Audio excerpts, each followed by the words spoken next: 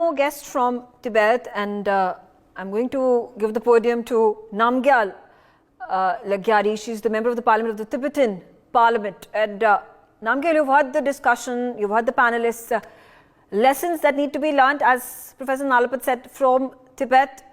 How do you feel India in terms of its geopolitical, geostrategic way forward and diplomacy that it needs to take forth, needs to act when it comes to the situation that Taiwan has been facing? And this is not the first time that we are having this discussion. Every single time there are military drills, every single time there is a US delegate representative that arrives in Taiwan, China continues to act in such a fashion, in such an abrasive, aggressive action, but it falls short of actually commencing an all-out war.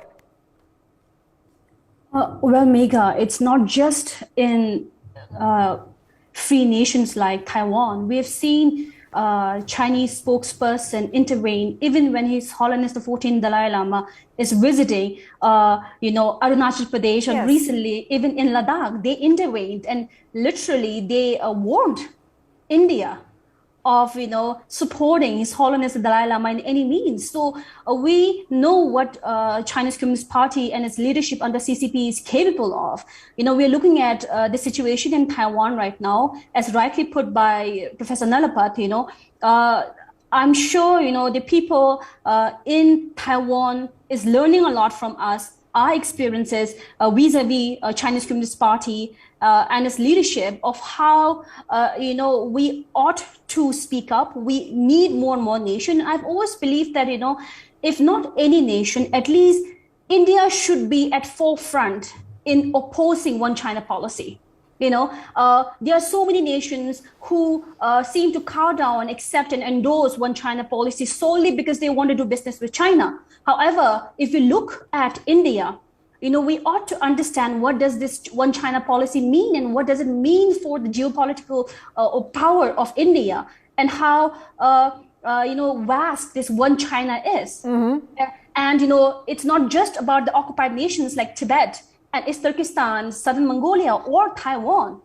It's about Arunachal Pradesh and so many regions like Ladakh as well. Is India ready to stoop down to that level? Is India going to endorse and accept one China policy like that? So I would say that India, I have so much expectations from any leadership that comes in India, especially when it comes to China. I hope that we'll have leadership who will speak out much more stronger than they are doing today. We are looking at what's happening at the border. As a Tibetan born in India, we're hoping, I wish India could do more. We've seen Tibet being occupied. We don't want India to be the next. So I hope that in coming years, the current regime, the current government will be able to speak out more, make much more stronger statement, and hopefully follow suit with America. Okay, point taken. Dr. Rojalu, do you concur with what Namgyal has said in terms of all the aggression that is taking place from the Chinese side?